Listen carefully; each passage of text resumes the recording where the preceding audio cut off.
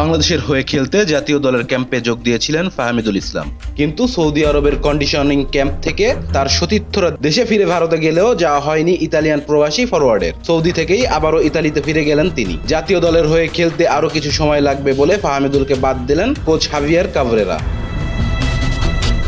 এমন সংবাদ জনসম্মুখে আসার পর ক্ষোভে ফেটে পড়েন বাংলাদেশের ভক্ত সমর্থকরা। 18 বছর বয়সী ফরওয়ার্ডকে দলে না পেয়ে বিক্ষোভ করেন তারা, কিন্তু তাতেও কোনো কাজ হয়নি। ফাহমিদুলকে ছাড়াই গতকাল ভারতে পৌঁছেছে বাংলাদেশ দল।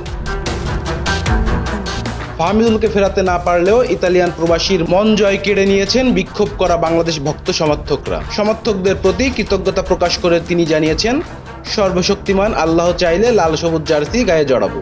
সামাজিক যোগাযোগ মাধ্যমে এক পোস্টে নিজের স্বপ্নের কথা জানিয়েছেন ফাহমিদুল। তিনি আরও লেখেন, আমি ফাহমিদুল ইসলাম বলছি, আমাকে ভালোবাসার, সমর্থন ও উৎসাহ দেওয়ার জন্য বাংলাদেশের মানুষের প্রতি আমার কৃতজ্ঞতা। আমার যাত্রা আপনাদের অটুট বিশ্বাস, অনেক কিছু বোঝার এবং আমার পাশে দাঁড়িয়েছেন তাদের প্রতি আমার গভীর কৃতজ্ঞতা। বাংলাদেশের হয়ে খেলার প্রস্তুতি নিচ্ছেন বলেও জানিয়েছেন ফাহমিদুল। ইতালির চতুর্থ বিভাগের দল ওলবিয়া ক্যালসিওর ফরওয়ার্ড হিসেবে খেলছেন।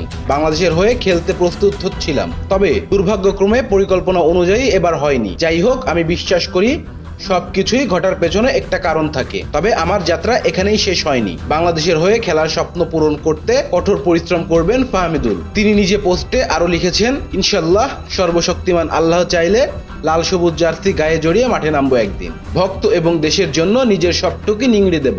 স্বপ্ন পূরণ করতে কঠোর পরিশ্রম ও চেষ্টা চালিয়ে যাব। Rezwan Islam, B sports. Please subscribe our channel to get more information about Cricket World.